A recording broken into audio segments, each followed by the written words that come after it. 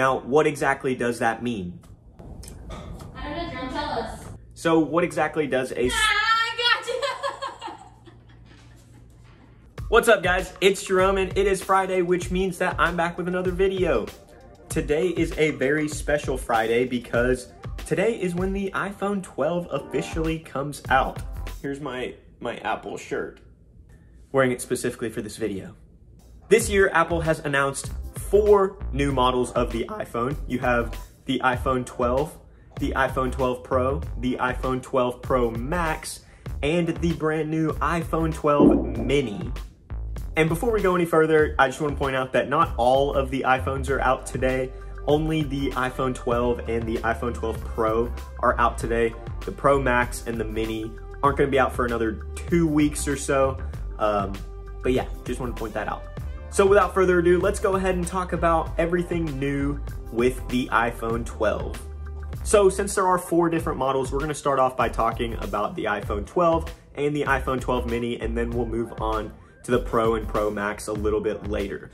So iPhone 12 and 12 Mini.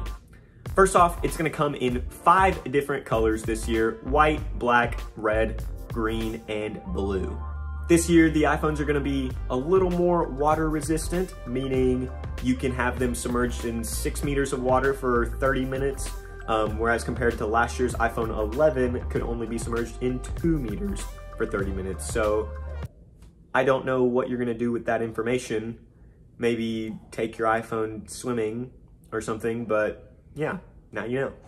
The 12 and 12 Mini also have a brand new display this year. They've been upgraded to the OLED display that the iPhone 11 Pro had last year, meaning you're gonna have a better display. But to be honest with you, are you gonna be able to tell? Probably not. So as an electrical engineer, you would expect me to know what an OLED display is and how it works, but unfortunately I do not. All I know is that you're gonna get deeper blacks and better colors and stuff like that. So yeah, just expect a better display on the iPhone 12 and 12 Mini.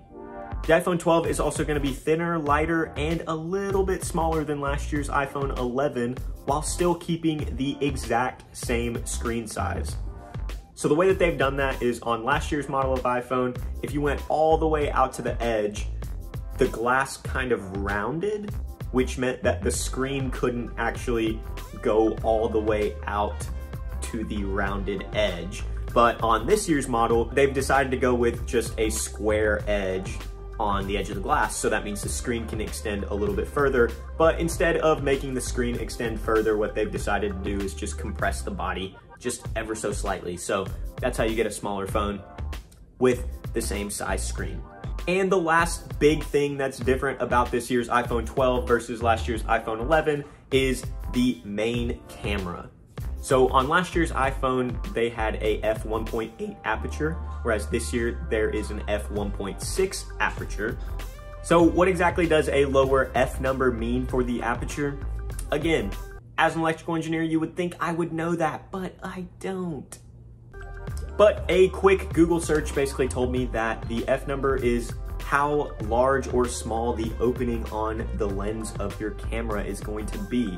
So basically it's going to make your background either really blurry for a smaller f number or really crisp and sharp for a higher f number. So what they've done by lowering the f number on the new iPhone is they've basically made portrait mode pictures better. I think the assumption going forward here is that most people use their iPhone to take portrait mode photos, and so by having a smaller f number on that camera, the software won't have to do as much of that work to blur the background because it'll be blurred a little bit more by your camera lens itself. But what do I know? That's a complete guess. Moving on to the iPhone 12 Pro and Pro Max. These 2 phones are going to come in 4 different colors this year. And of course, because they're Pro, they got to have fancy names for the colors. So you're going to have silver, gold, graphite, and my personal favorite, a Pacific blue. This year, the screen size of the Pro model phones have been increased from 5.8 inches to 6.1 inches. Now, unlike the iPhone 12 that got slightly smaller than the iPhone 11, the iPhone 12 Pro is actually going to be slightly larger or I guess I should say taller, than the iPhone 11 Pro. They've also increased the starting storage size to be 128 gigabytes instead of 64 gigabytes, so there you go, you get a little bit more storage for the same price. And the last new thing that I'll talk about for the Pro phone specifically is that they're gonna come with a LiDAR sensor on the back. For those of you that don't know what LiDAR is, it stands for light detection and ranging. Typically, you would find it on something like the Mars rover, where it uses this sensor to detect how far away objects are relative to its position. So then that's how NASA, for instance, maps what Mars looks like based off of this sensor just understanding what its surroundings look like using this LiDAR sensor. So what exactly is the point of having LiDAR on an iPhone? Again, it goes back to cameras. The LiDAR sensor is supposed to do a much better job at visualizing your surroundings, and so AR is gonna be a whole lot better on these Pro phones. And then portrait mode in general, because it'll be able to detect where your subject is without necessarily being able to see them. It's gonna do a whole lot better at nighttime, and I guess portrait mode just in general will do better at fading yourself in the background. So yeah, it's all meant for the cameras. Then there are some additional features that all four of the phones are gonna share, so we'll go through those now. The first of those being a new type of glass they're using on the front of all of the screens. They're calling it a ceramic shield, and it's supposed to be 4 times better drop performance than last year's model. Next, all of these phones are gonna get the A14 Bionic chip, which is gonna be the fastest chip in any smartphone ever. And basically at this point, Apple's just like flexing on the competition, because I'm pretty sure, correct me if I'm wrong, I'm pretty sure the next fastest chip is last year's A13 Bionic. So at this point, they're just lapping themselves. But yeah, faster chip. All four of these phones are also gonna have a lot better nighttime performance in terms of taking photos and videos, and you can now also take nighttime portrait mode pictures. So if you're really into portrait mode, you can take those at night as well. And the next thing that all four of these phones have added is MagSafe to the back of the phone. Basically, what they've done is just put a bunch of magnets on the back of the iPhone, and so now when you use an Apple wireless charger, those magnets will align to the back, so there's no more guessing at where to put your phone. And also they've made a bunch of new accessories like cases and little wallets and whatnot that can stick on the back of the phone with magnets. So that's cool if that's your thing. To be honest with you, the cases and the wireless charger seem to work fine. The wallet, not so much. It seems to fall off way too easily, so do with that what you will. The next thing that I'm super excited about whenever I eventually get my hands on one of these phones, all four of them are gonna be able to shoot video in Dolby Vision. So for those of you that don't know what Dolby Vision is, it's Dolby's version of HDR, essentially, and it's gonna be able to shoot natively on your iPhone in real time as you're filming it. So that's really, really cool. And I don't think any other smartphone or any camera at all can do that right now. So yeah, very, very cool.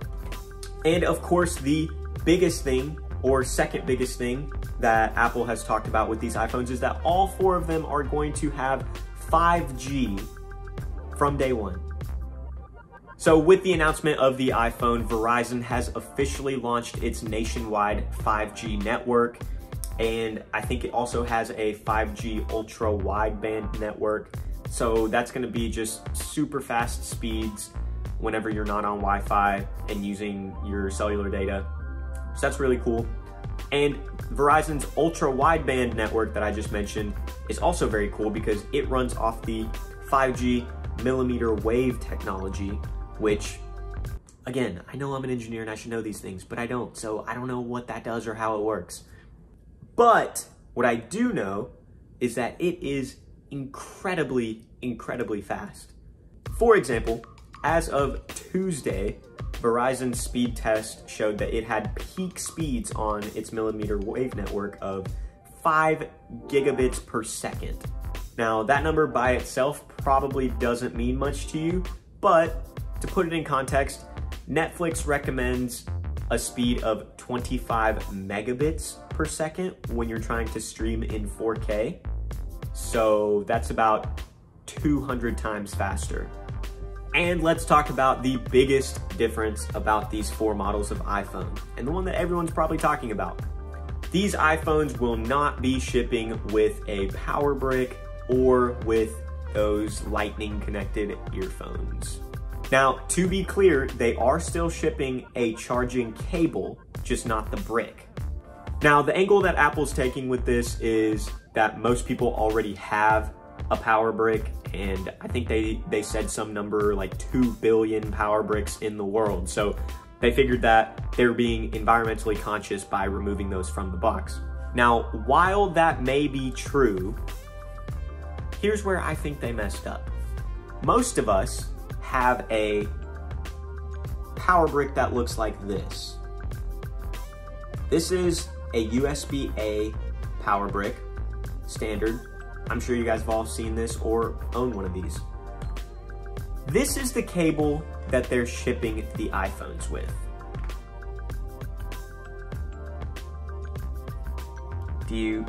This is a USB-C to lightning cable. Do you see the issue? Let's see if this works. They don't fit. The only people that have a USB-C brick are the people that bought last year's iPhone 11 or iPhone 11 Pro. So if you weren't one of those people that bought an iPhone 11 or 11 Pro, then don't worry, Apple will sell you a USB-C power brick, but you're gonna have to buy that separately when you get this new iPhone. But that's everything new with this year's model of iPhones. Overall, from all of the articles that I have read, everyone is saying that these iPhones are the best and highest rated iPhones ever produced. So if you're into it and you have the money, or you're trading one in, or you're due for an upgrade, then definitely by all means go ahead, get an iPhone, be happy with it. You won't feel like you made a mistake. Anyways, that's all guys, and if you liked the video, hit the thumbs up down below, subscribe to the channel, and maybe eventually one of these days I'll get an iPhone and I can show you what it looks like. But until then, I'll catch you guys later. Peace.